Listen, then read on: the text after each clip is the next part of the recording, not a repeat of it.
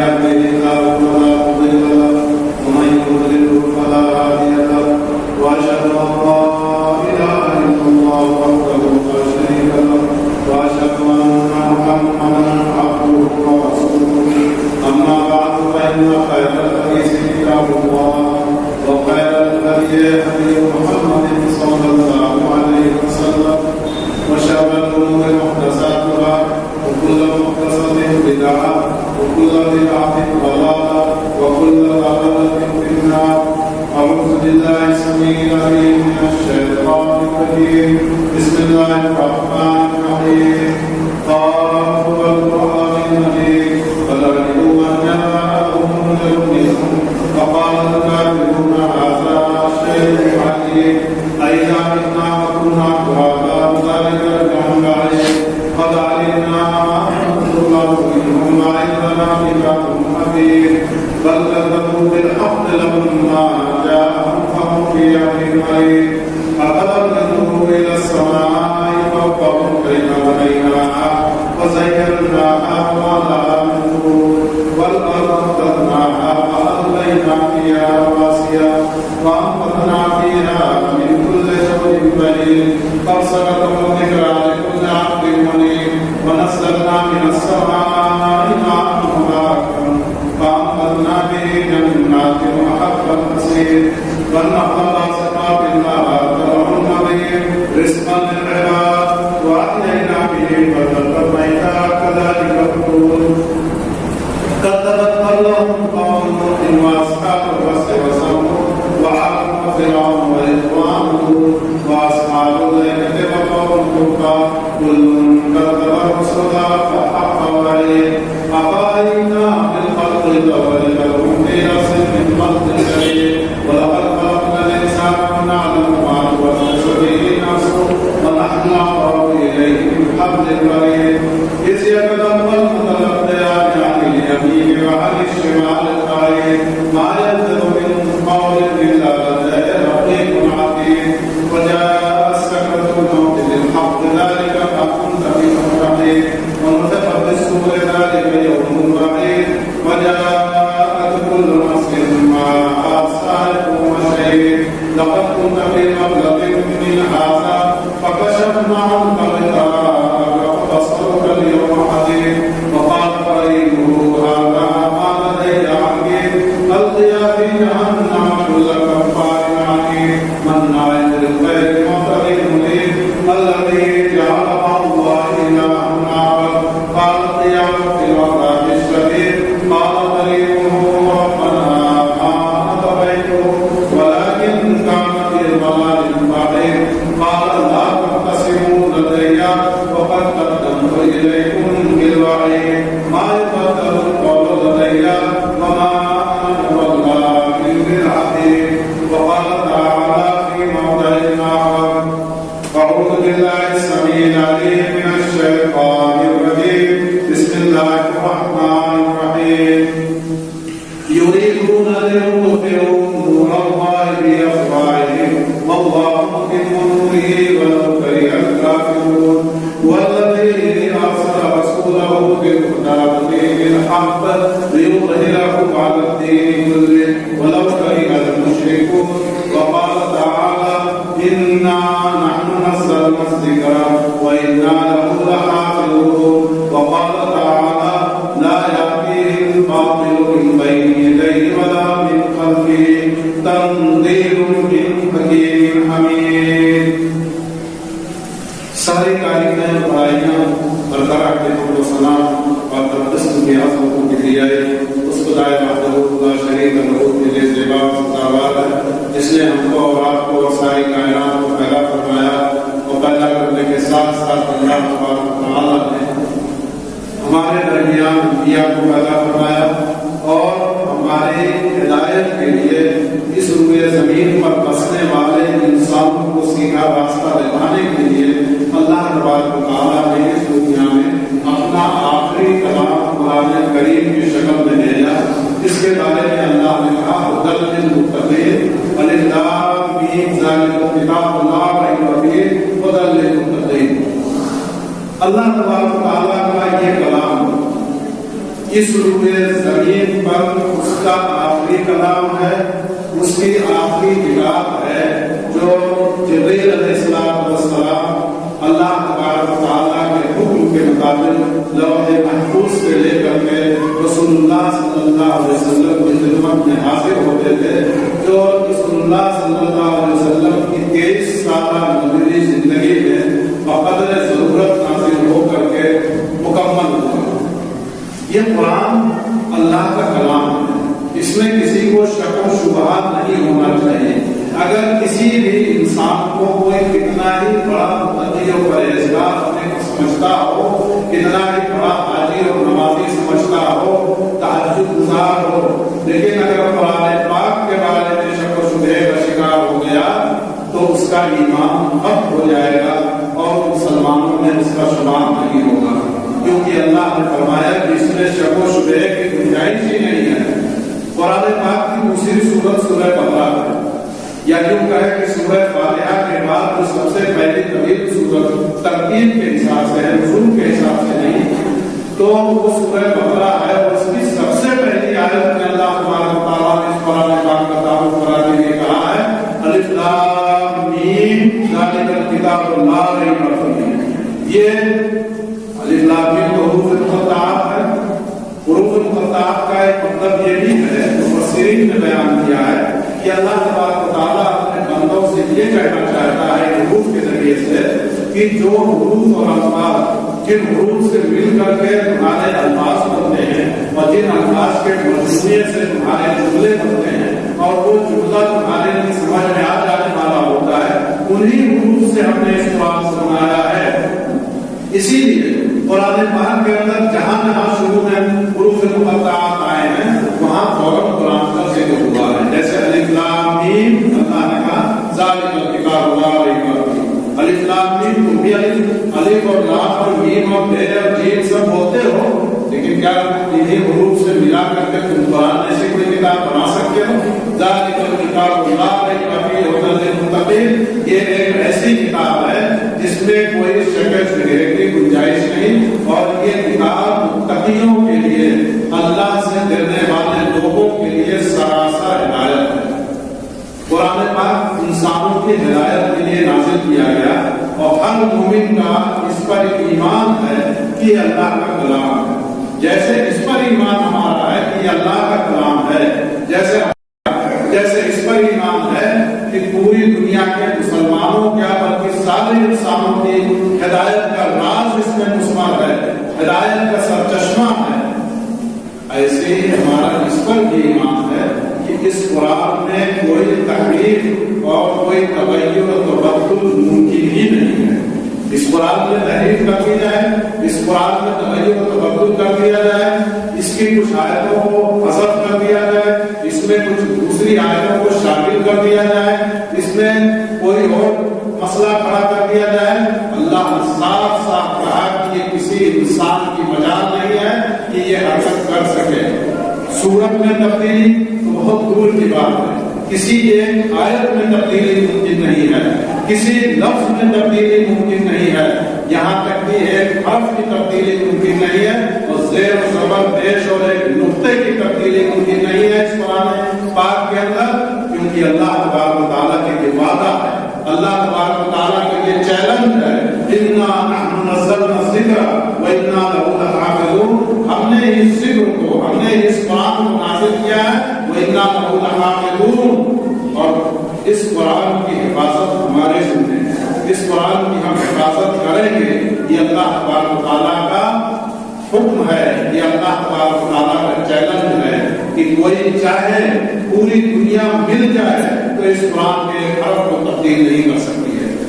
آج چھ کے شعبوں کی کیا حقیقت ہے کہ قرآن پاک کے اوپر انگلی اٹھائیں، قرآن پاک کو محرف قرار دیں، قرآن پاک کو تحریف شدہ بنائیں۔ بڑے بڑے دانشوروں نے کوشش کی، بڑے بڑے زبانداروں نے کوشش کی کہ قرآن پاک جیسا کوئی کلام لے کر کے آئے اور انسانیت کے سامنے پیش کر دیں کہ دیکھو قرآن جیسا کلام ہم نے بنا کے پیش کر دیا ہے۔ نہ عرب کے زمانے کے زبانداروں کو اس کی ہمت ہوئی، بڑے بڑے ادیبوں اور شاعروں کو اس کی ہمت ہوئی، اور نہ اس کے بعد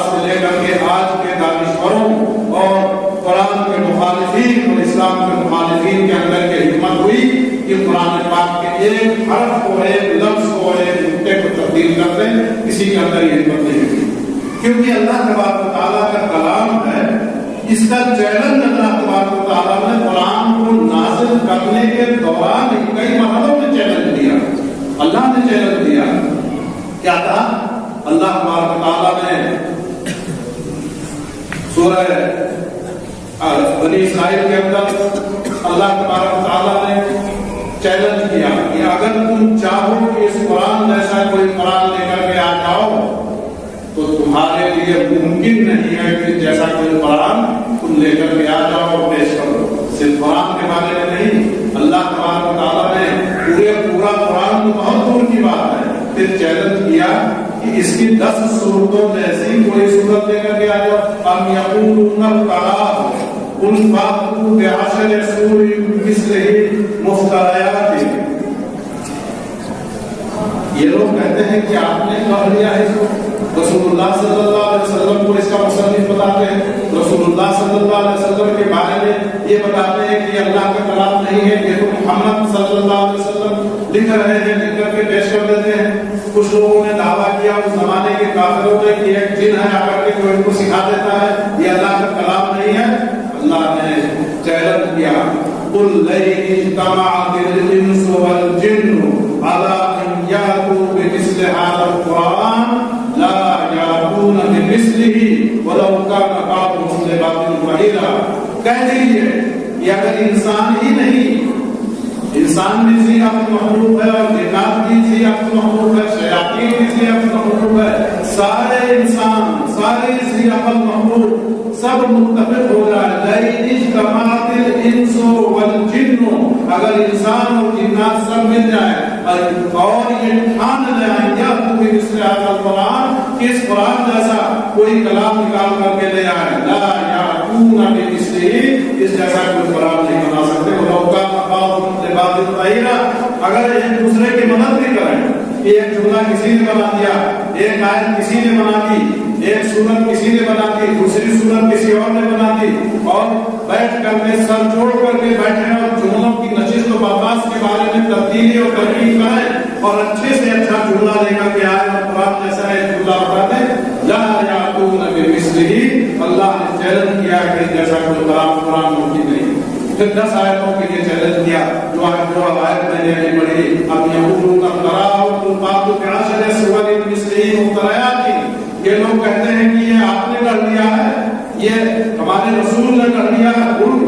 فأتوا بعشر سور مثلہ مفتریات، تو وہ اگر انسان ہے تو تم بھی تو انسان، تمہارے درمیان بڑے بڑے شاعر ہیں، تمہارے درمیان بڑے بڑے ادیب ہیں، تم بھی مل کر کے بیٹھو تو جیسی 10 صورتیں لے آؤ،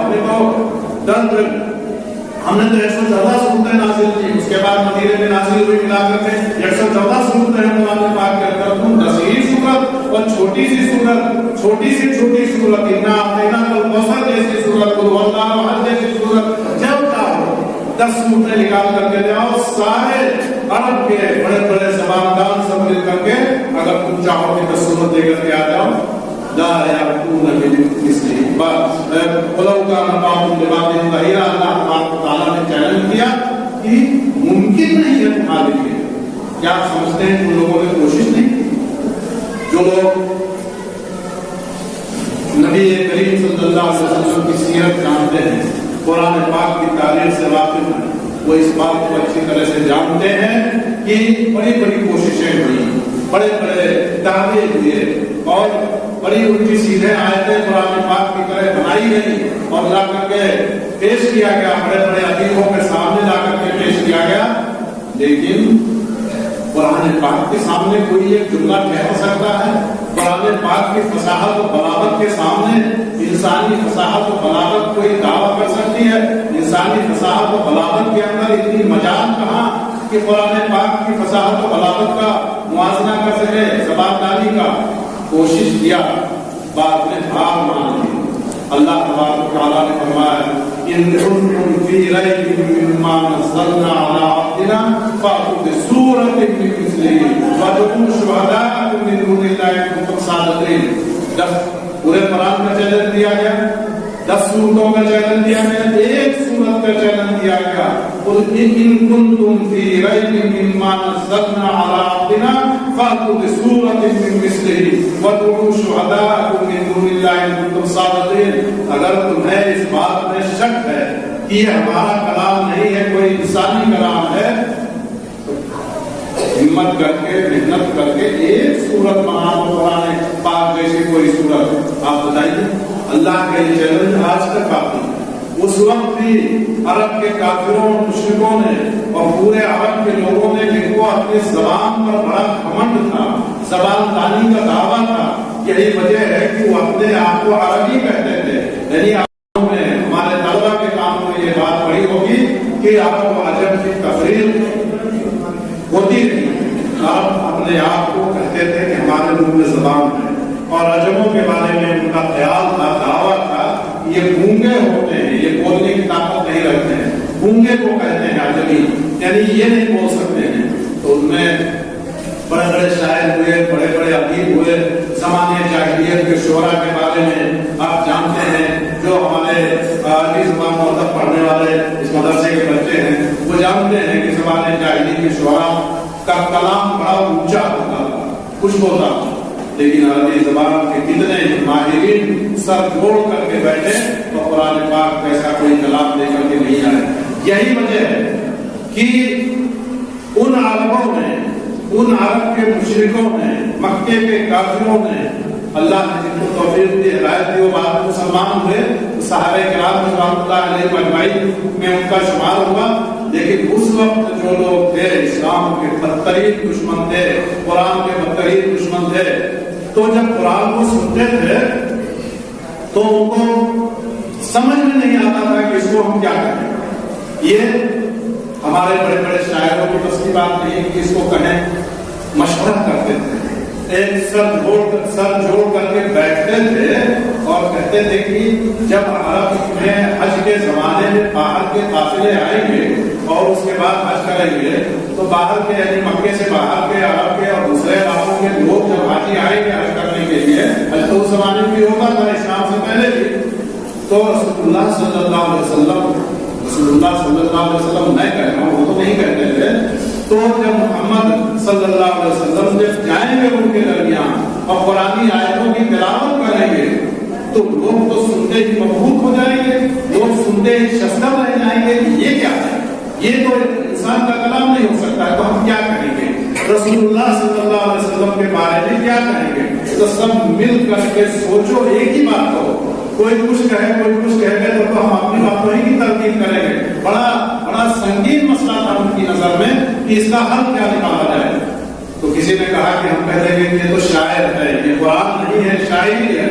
तो कहा क्या तुम जानते नहीं हो कि शायरी ऐसे नहीं है, इसमें मिसरा काफिया और अदीब और हमज़नी कहाँ है, ये सब शायरी में होगा। कोई एक आयत बहुत लंबी है, कोई एक आयत बहुत छोटी है, तो मिसरा कहाँ हुआ, मिसरा हमज़न नहीं हुआ, इससे तुम जानते हो कि ये शायरी नहीं है। तो किसी ने कहा कि हम कह देंगे कि ये कहानत है, ये काहिन है जो इस तरह की बातें करता है।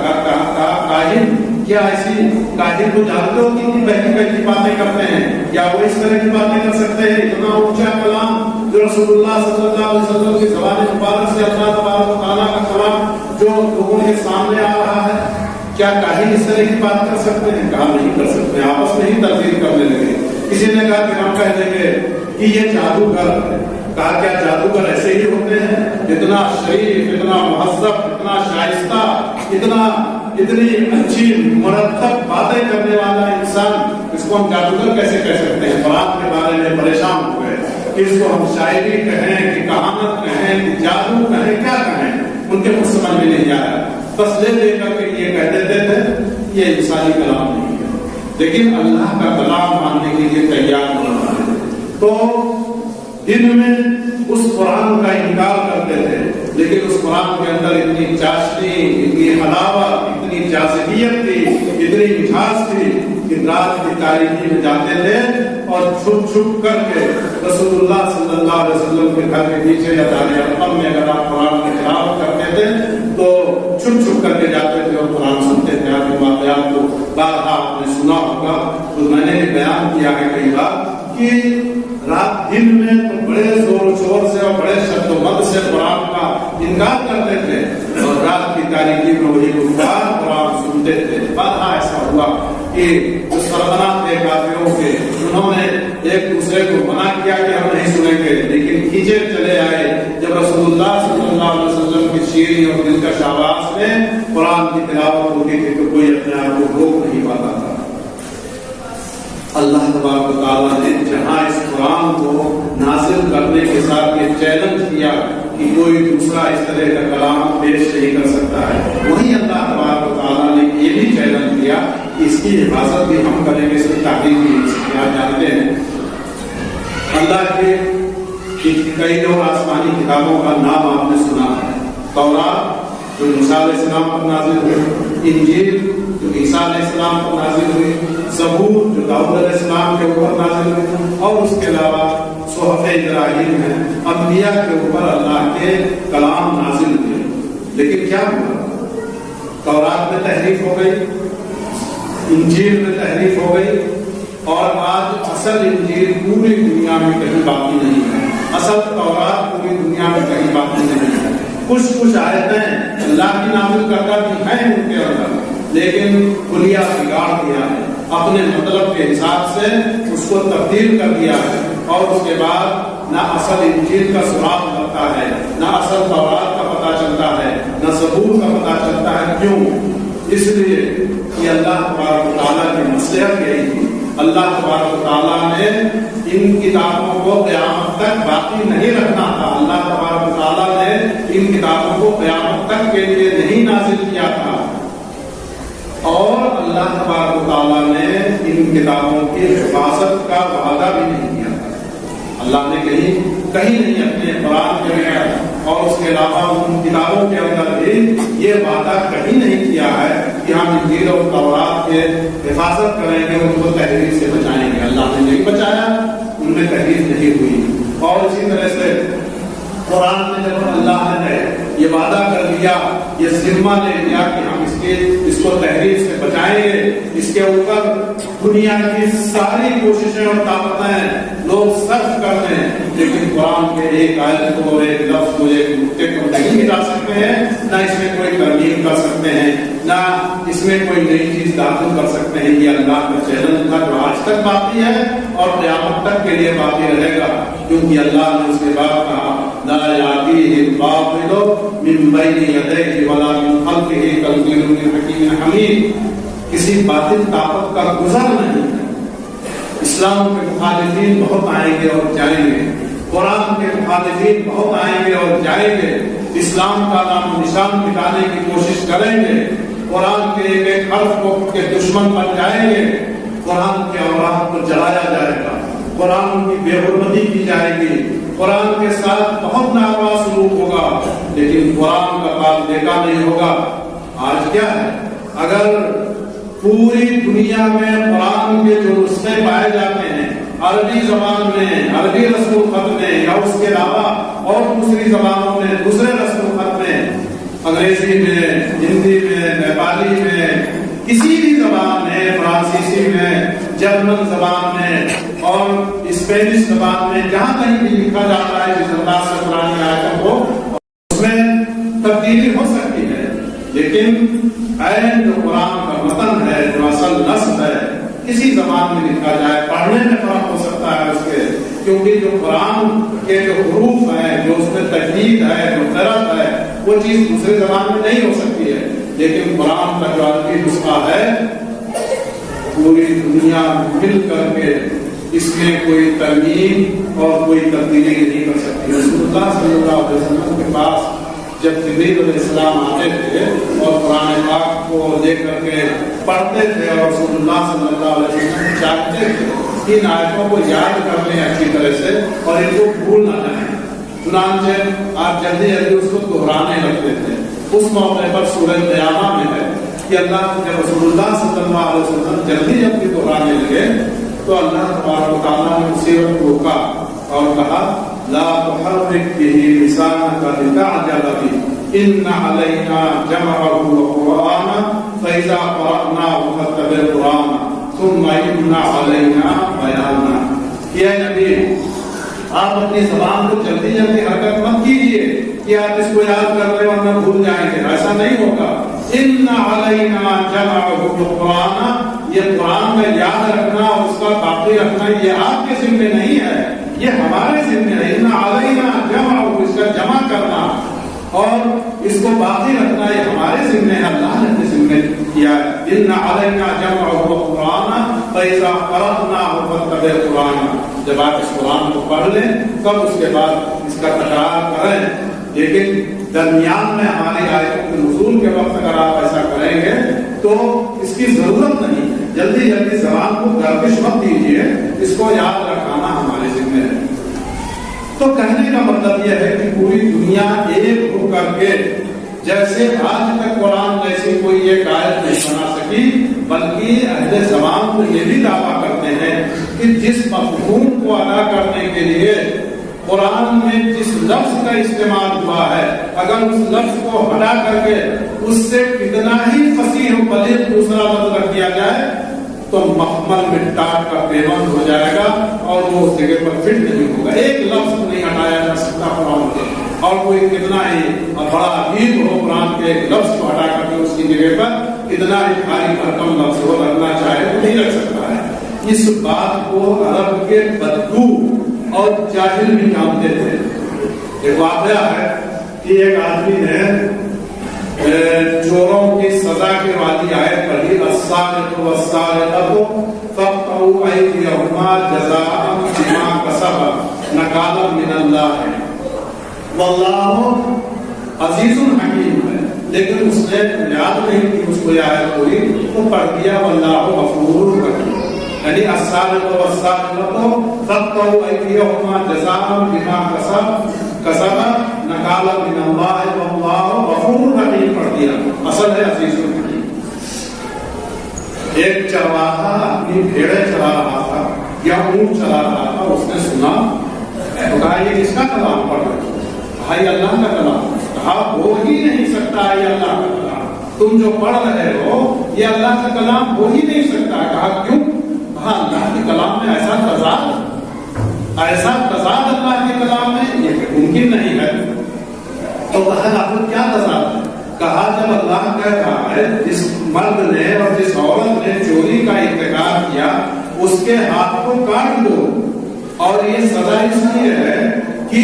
اس جرم کی سزا یہ اس لیے ہے تاکہ دنیا والوں کے لیے عبرت حاصل ہو، اور پھر اللہ کہتا ہے اللہ غفور رحیم، اور اللہ معاف کرنے والا اور رحم کرنے والا ہے۔ تو جس آدمی کو سزا دی جا رہی ہے، جو اتنا بڑا جرم ہے جس کو مجرم سمجھا جا رہا ہے، اس پر اللہ رحم کیوں کرے گا؟ اس کو تو سزا ملتی ہے، سزا کا ذکر بھی ہو رہا ہے کہ اس کو سزا دی جا رہی ہے، اور اس کے بعد غفور الرحیم کا لفظ تو یہاں تو یہ اللہ بھی کہہ سکتا ہے۔ اللہ نے جب سزا دینے کی بات کی تو اپنے آپ کو اللہ کو یہ کہنا ہے کہ وہ قادر مطلق ہے، اس کو طاقت حاصل ہے کہ وہ سزا دے سکتا ہے، اور غفور الرحیم تو یہاں پہ بہت بے جوڑ بات کرتی ہے۔ تب اس نے کہا ٹھیک ہے پتا کرتے ہیں۔ جب اصل قرآن کو دیکھا گیا تو وہاں غفور الرحیم نہیں تھا، عزیز الحکیم تھا، کہ اللہ غالب ہے، اللہ طاقتور ہے، اللہ قادر مطلق ہے، اور حکیم بھی ہے، حکمت والا ہے۔ اس سزا میں کیا حکمت ہے، اس کا ہاتھ کاٹنے میں کیا حکمت ہے، یہ اللہ جانتا ہے، اور وہ قادر و قدرت والا ہے۔ تو ہاں یہ چیز تو اللہ کے شایان شان ہے، کسی کو سزا دی جائے تو اللہ یہ بتائے گا ضرور کہ ہمیں سزا کیوں دے رہے ہیں، حکمت کیا ہے اس میں، اور اللہ کو اس سزا دینے پر کتنی قدرت حاصل ہے یہ بھی بتانا چاہیے۔ تو غفور رحیم کا یہاں کوئی حکم نہیں۔ تو ایک چرواہا، ایک جاہل چرواہا، معمولی آدمی بھی اس فرق کو جان سکتا ہے کہ قرآن کے ایک لفظ کو ہٹا کر کے اس کی جگہ پر کوئی دوسرا لفظ رکھ دیا جائے تو عرب کے سارے چرواہے چیز پڑھ لیں گے کہ ایسا ہو ہی نہیں سکتا ہے، اللہ کا کلام نہیں ہے، اللہ کا کلام نہیں ہو سکتا ہے۔ اب میں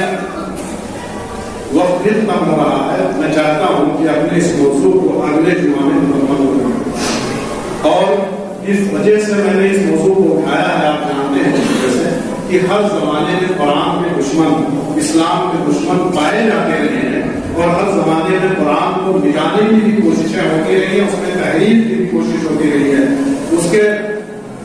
الفاظ میں تحریف کی کوشش بھی بار بار ہوئی ہے۔ لیکن اللہ کے بندوں نے اس کو تحریف سے بھی بچایا، اللہ نے ان کو ذریعہ بنایا۔ آج کیا ہے؟ آج اگر پوری دنیا سے قرآن کے سارے نسخے اگر ہٹا دیے جائیں، ایک بھی نسخہ کسی کے گھر میں، کسی لائبریری میں، کسی مکتبے میں اور کہیں بھی ایک نسخہ قرآن کا اگر نہ بچے تو اللہ تبارک و تعالیٰ نے حفاظ کرام کی اتنی بڑی فوج تیار کر دی ہے دنیا میں۔ یہاں بھی حفظ قرآن کا انتظام ہے الحمدللہ، یہاں چلوٹا ملا کر کے 150 طلبہ قرآن کو حفظ کر رہے ہیں۔ اللہ تبارک و تعالیٰ یہاں اور وہاں ملا کر کے 6 اساتذہ ان کو حفظ کی تعلیم دے رہے ہیں، دن رات محنت کر رہے ہیں، اللہ کے کلام کو محفوظ کرنے کے لیے کوشش کر رہے ہیں۔ اللہ نے ان حفاظ کے سینوں کو قرآن کے لیے لائبریری بنا دیا ہے، قرآن کا مکتبہ بنا دیا ہے۔ اب آج پوری دنیا سے اگر قرآن کو ختم کر دیا جائے نعوذ باللہ تو یہ ممکن ہے؟ ایک حافظ کے سینے میں قرآن محفوظ ہے اور پورے الفاظ کی رعایت کے ساتھ، آیتوں کی ترتیب کے ساتھ اور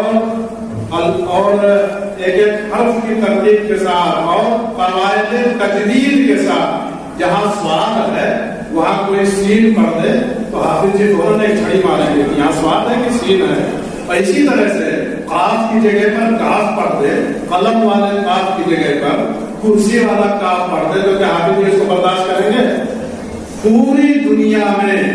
قرآن کو پڑھنے کا جو طریقہ ہے زید بن ثابت کی جو قرأت ہے اور یہ جو یہاں پر یہ شعبہ حفظ ہے اس کا نام بھی زید بن ثابت آپ جی جانتے ہیں۔ تو زید بن ثابت وہ صحابی تھے جنہوں نے رسول اللہ صلی اللہ علیہ وسلم کے زمانے میں قرآن کو لکھا، اس کی کتابت کی اور بعد میں حضرت عثمان غنی رضی اللہ عنہ نے اپنے زمانے میں جب قرآن کو ایک جگہ جمع کرنا چاہا تو زید بن ثابت سے ہی یہ کام لیا زیادہ تر اور دوسرے صحابہ کرام کا مشورہ شامل تھا۔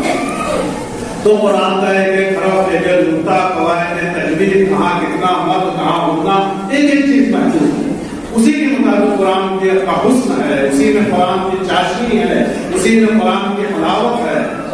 یہ موضوع ایسا ہے کہ جب اس موضوع پر میں بات کرنے لگتا ہوں تو جی چاہتا ہے قرآن کے بارے میں جتنا کچھ ممکن ہے وہ بتا دیا جائے، لیکن جمعے کا وقت بھی محدود ہوتا ہے، اس لیے تفصیلی بات نہیں کی جا سکتی۔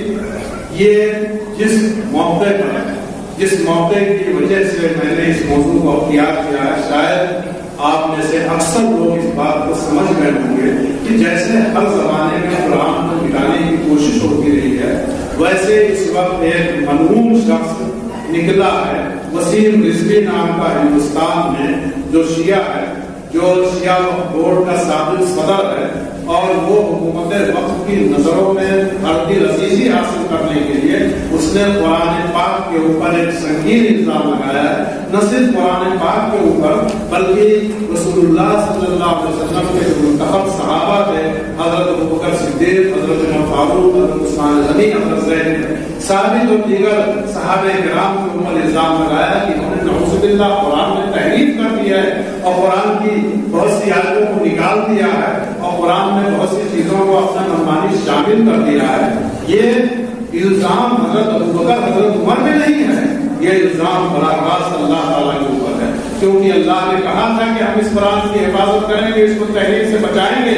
اور نعوذ باللہ اللہ کے اندر اتنی قدرت نہیں کہ اس کو تحریف سے نہیں بچا سکا۔ اللہ اس قرآن کو تحریف سے نہیں بچا سکا اور رسول اللہ صلی اللہ علیہ وسلم کی وفات کے فوراً بعد ان کے سب سے قریبی جو ساتھی ابوبکر محمد تھے انہوں نے ہی قرآن میں تحریف کر دی۔ اس نے کیا کہا؟ عدالت میں ایک پٹیشن دائر کی ہے جس میں اس نے کہا ہے کہ 36 آیتوں کو قرآن سے نکال دیا جائے کیونکہ یہ قرآن اللہ کا کلام میں نہیں ہے۔ غلطی سے ابوبکر محمد نے اپنے اقتدار کو طویل کرنے کے لیے یا اپنے اقتدار کو جائز ٹھہرانے کے لیے اس نے آیتوں کو ثابت کیا ہے۔ میں جب تک اس پر بات نہ کروں تب تک یہ موضوع نہ آپ سمجھ پائیں گے، نہ مکمل ہوگا۔ انشاءاللہ اگلے جمعے کو میں بتاؤں گا کہ یہ اس کے پیچھے کیا سازش ہے اور یہ کون سا عقیدہ ہے جس کے تحت یہ سب ہو رہا ہے اور یہ کون سا تیر ہے جس سے اس نے دو شکار کیا ہے۔ وہ تیر، دو شکار، ایک صحابہ کرام کی عظمت کو تار تار کرنا، ایک شکار یہ ہے، دوسرے قرآن میں شک و شبہ پیدا کر کے مسلمانوں کے اعتبار کو، ان کے اعتماد کو متزلزل کرنا، اور اسی پر اسلام کی پوری عمارت قائم ہے۔ اگر قرآن کو درمیان سے نکال دیا جائے تو ہمارا سارا دین اس کسی دیوار کی طرح سے ٹھہر جائے گا۔ اللہ، میں انشاءاللہ اگلے جمعے کو اس موضوع کو مکمل کروں گا۔ جن لوگوں کو اس موضوع سے دلچسپی ہے اس میں حاضر رہ کر کے اس کو سنیں۔ اللہ تبارک و تعالیٰ ہم سب کو توفیق دے کہ اس قرآن کے خادم بنیں، اس قرآن کے قاری بنیں، اس قرآن کے حافظ بنیں اور اس قرآن کی حفاظت میں اپنا کردار ادا کریں۔ اللہ تبارک و تعالیٰ قرآن کے دشمنوں کے عزائم کو ناکام بنائے اور ان کے ارادوں کو غیر و حاصل کرے، اور قرآن قیامت تک کے لیے اللہ نے نازل کیا ہے، قیامت تک اسی طرح سے باقی رہے۔ وآخر دعوانا الحمد للہ رب العالمین۔ بارک اللہ لنا ولکم فی القرآن العظیم ونفعني وإياكم بالآيات والذكر الحكيم إنه تعالى جواد كريم ولكم غفور رحيم۔ آپ لوگ باہر دروازے کے پاس کھڑے ہیں، اوپر بھی جگہ ہے، چلے جائیں وہاں پر نماز ادا کر لیں۔ یہاں